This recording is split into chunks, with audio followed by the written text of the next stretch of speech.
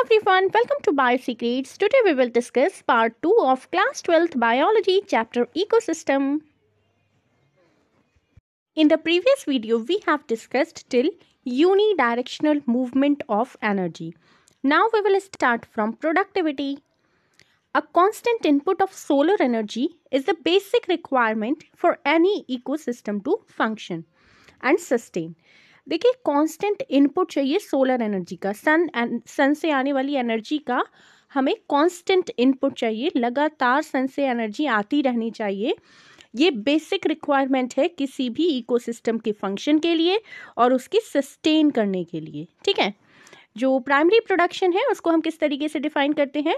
So primary production is defined as the amount of biomass or organic matter produced per unit area over a time period by plants during photosynthesis. photosynthesis करके जो पर unit area में पर plants produce कर रहे हैं ना biomass को या ऑर्गेनिक मैटर हम कह सकते हैं, that is called primary production. ठीक है. So what is primary production? Primary production is defined as the amount of biomass or organic matter, जितना अमाउंट बायोमास का, लिविंग मास का या ऑर्गेनिक मैटर का प्रोड्यूस किया है पर यूनिट एरिया में over a time period by plants. कब, कैसे? फोटोसिंथेसिस करके. ठीक है. It is expressed in terms of weight per gram per metre square और एनर्जी की फॉर्म में कैसे एक्सप्रेस करते हैं? Kilocalorie per metre square. जो रेट है बायोमास प्रोडक्शन का उसको हम प्रोडक्टिविटी बोलते हैं. ठीक है. The rate of biomass production is called productivity. It is expressed in terms of gram per metre square per year. Okay, this is gram per metre square per year. इस तरीके से इसको हम रिप्रेजेंट कर रहे हैं. देखिए, ग्राम per metre square per year. ठीक है. और kilocalorie per metre square per year. To compare the productivity of different ecosystems, अलग अलग इकोसिस्टम्स की जो प्रोडक्टिविटी है उसको कंपेयर करते हैं हम. इस तरीके से उसको एक्सप्रेस करते हैं ग्राम per metre square per year में और kilocalorie per metre square per year में. Okay. It can be divided into gross primary productivity and net primary productivity. देखिए, ग्रॉस प्राइमरी प्रोडक्टिविटी जो है वो है productivity of an ecosystem is the rate of gross primary productivity of an ecosystem is the rate of production of organic matter during photosynthesis. A considerable amount of gross primary productivity utilize कर लेते हैं plants respiration में. So gross primary productivity में से जितना भी respiration में use किया है plants ने उसको minus कर दें अगर, तो हम नेट प्राइमरी प्रोडक्टिविटी निकाल सकते हैं. ठीक है. Gross primary productivity minus respiratory loss equal to net primary productivity. Net primary productivity क्या है? Available biomass for the consumption to heterotrophs, herbivores and decomposer. Heterotrophs के लिए, हर्बीवोर्स या डीकम्पोजर्स के लिए, मतलब उनके कंजम्पशन के लिए जितना भी बायोमास अवेलेबल है उसको हम नेट प्राइमरी प्रोडक्टिविटी बोलते हैं. ठीक है. और जितना भी प्लांट्स ने फोटोसिंथेसिस से प्रोड्यूस किया है that is called gross primary productivity. ठीक. अब फिर से एक बार रिवाइज करते हैं. इकोसिस्टम क्या है? फंक्शनल यूनिट है नेचर की. Interact of organisms among themselves with surrounding physical environment. Can be very small to very large. Entire biosphere, global ecosystem composite of all local ecosystems on earth divided into two aquatic and terrestrial ecosystem. ठीक है. Functional unit है nature की ecosystem. ये interaction है organisms का आपस में और उनकी सराउंडिंग में फिजिकल एनवायरनमेंट के साथ. वो वेरी स्मॉल भी हो सकता है और वेरी लार्ज भी हो सकता है. पूरा जो बायोस्फीयर है ये ग्लोबल इकोसिस्टम है. इसमें सभी लोकल इकोसिस्टम्स आ जाते हैं अर्थ के. और इकोसिस्टम को हमने 2 पार्ट्स में डिवाइड किया है, aquatic ecosystem and terrestrial ecosystem. Now aquatic ecosystem में आते हैं pond, lake, wetland, river, estuary. और टेरेस्ट्रियल इकोसिस्टम में आते हैं forest, grassland, desert, pond. Now come to man made ecosystem, crop field and aquarium. ये मैन मेड इकोसिस्टम का example है. Structure of the ecosystem, input चाहिए उसमें प्रोडक्टिविटी, फिर ट्रांसफर होगी energy, food chain, food web, nutrient cycling के through, and then output होगा degradation and energy loss. Secondary productivity, primary productivity अभी हमने डिस्कस की थी कि जितना भी प्लांट्स प्रोड्यूस कर रहे हैं वो सब प्राइमरी प्रोडक्टिविटी है, अमाउंट ऑफ ऑर्गेनिक मैटर जितना प्लांट्स ने प्रोड्यूस किया है। Now come to secondary productivity.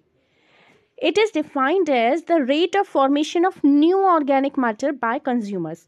New organic matter जितना प्रोड्यूस किया है कंज्यूमर्स ने, ठीक है, फोटोसिंथेसिस से ऑर्गेनिक मैटर प्रोड्यूस किया प्लांट्स ने, वो ऑर्गेनिक मैटर कंज्यूमर्स ने, हेटेरोट्रॉफ्स ने कंज्यूम किया, उसके बाद जो फॉर्मेशन का रेट है न्यू ऑर्गेनिक मैटर जो प्रोड्यूस किया कंज्यूमर्स ने, उसको बोलेंगे सेकेंडरी प्रोडक्टिविटी। प्राइमरी प्रोडक्टिविटी किस पर डिपेंड होती है? प्लांट स्पीशीज पर, इनहैबिटिंग पर्टिकुलर एरिया। एक पर्टिकुलर एरिया में जो प्लांट स्पीशीज प्रेजेंट है उस पर प्राइमरी प्रोडक्टिविटी डिपेंड करती है। It also depends on a variety of environmental factors, availability of nutrients and photosynthetic capacity of plants. ये एनवायरमेंटल फैक्टर्स की वैरायटी पे भी डिपेंड करती है, न्यूट्रिएंट्स अवेलेबल कितने हैं उस पर भी डिपेंड करती है, एंड फोटोसिंथेटिक कैपेसिटी कितनी है प्लांट्स में उस पर भी डिपेंड करेगी। Therefore it varies in different types of ecosystem, इसलिए ये अलग अलग इकोसिस्टम में प्राइमरी प्रोडक्टिविटी अलग अलग होती है, ठीक है। एनुअल जो नेट प्राइमरी प्रोडक्टिविटी है पूरे बायोस्फीयर की वो अप्रॉक्सीमेटली 170 बिलियन टन्स है, dry weight of organic matter, ठीक है, ध्यान रखिएगा। जो एनुअल नेट प्राइमरी प्रोडक्टिविटी है पूरे बायोस्फीयर की वो कितनी है? 170 billion ton.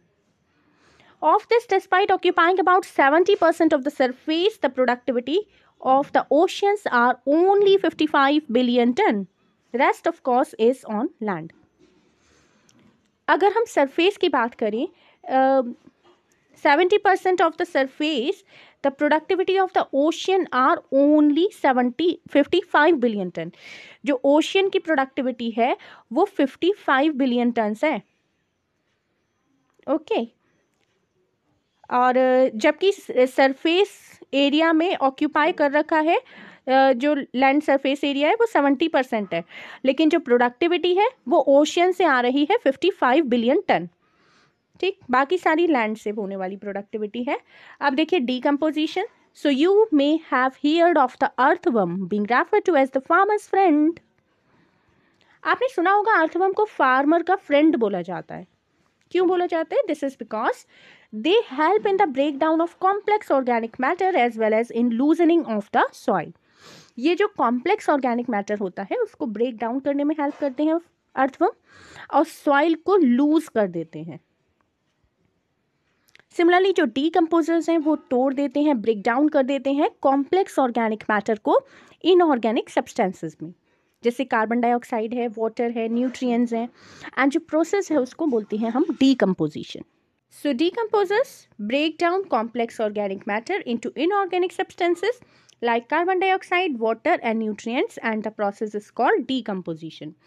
Dead plants remains such as leaves, bark, flowers and dead remains of animals including fecal matter constitute detritus which is the raw material for decomposition.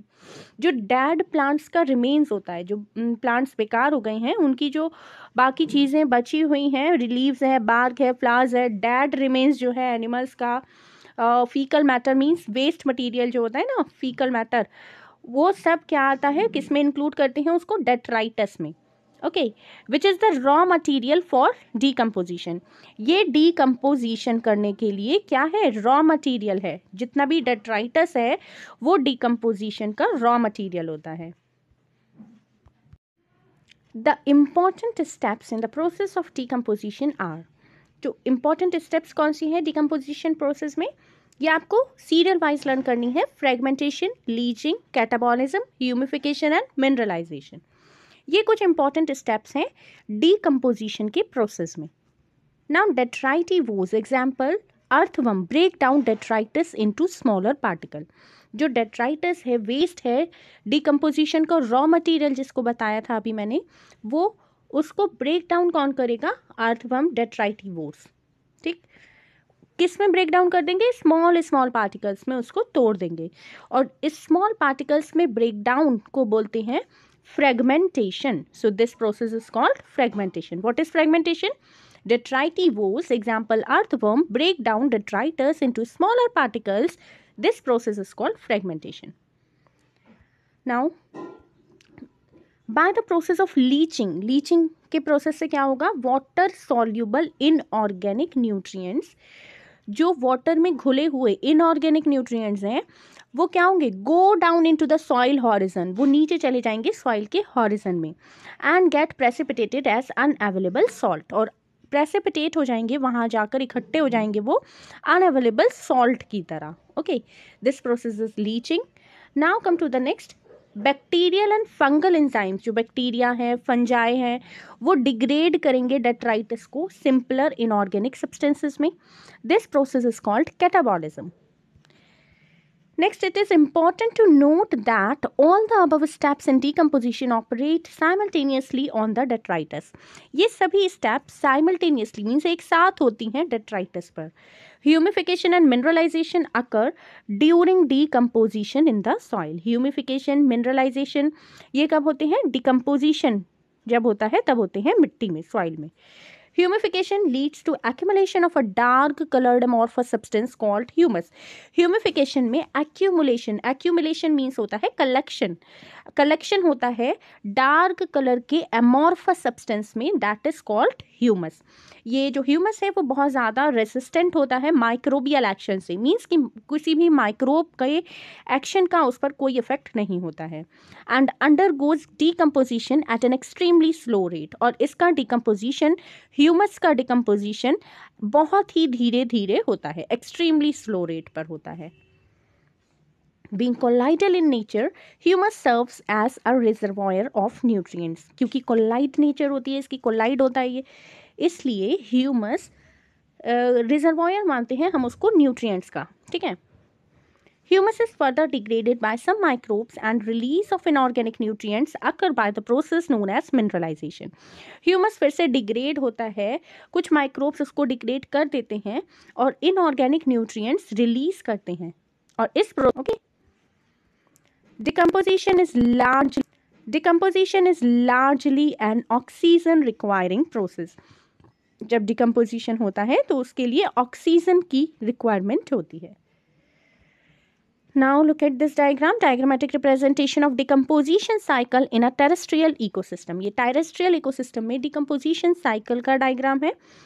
ये देखिए, एक tree है जो मिट्टी में, सॉइल में ग्रो करा हुआ है. ठीक है. इससे एक लीफ फॉल हो गई ग्राउंड पर. फिर some are eaten by insects, एक लीफ नहीं मतलब काफ़ी सारी लीव्स फॉल हुई हैं, तो कुछ तो इंसेक्ट्स ने ईट कर ली हैं, खा ली हैं, और बाकी एनिमल्स ने कुछ ने खा ली हैं. Nutrients and energy enter food web. अब जब ये खा ली हैं किसी और एनिमल्स के द्वारा, ठीक है, तो क्या हुआ है? एनर्जी का ट्रांसफ़र हुआ है फूड वेब के थ्रू, न्यूट्रिएंट्स का और एनर्जी का ट्रांसफ़र हो गया. Now some nutrients leach into soil by chemical action. chemical action से कुछ nutrients तो क्या हो गए हैं? leach into soil, मिट्टी में नीचे पहुंच चुके हैं. and leaves partially consumed by decomposers such as fungi and bacteria, they begin to lose form and become litter. कुछ लीव्स जो हैं वो मतलब आधी आधी सी कंज्यूम कर ली गई हैं कुछ डिकम्पोजर्स के द्वारा. डिकम्पोजर्स क्या होते हैं? डिकम्पोजर्स हैं फंजाई एंड बैक्टीरिया. ओके, तो जब वो डिकम्पोजर्स ने कंज्यूम की, they begin to lose form. अब वो लीफ थोड़ा ना रह गई, वो तो लिटर बन चुकी है ना.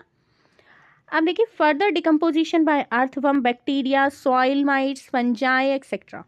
बाकी फर्दर जो बाकी बचा हुआ डिकम्पोजिशन था वो इन सब ने कर दिया.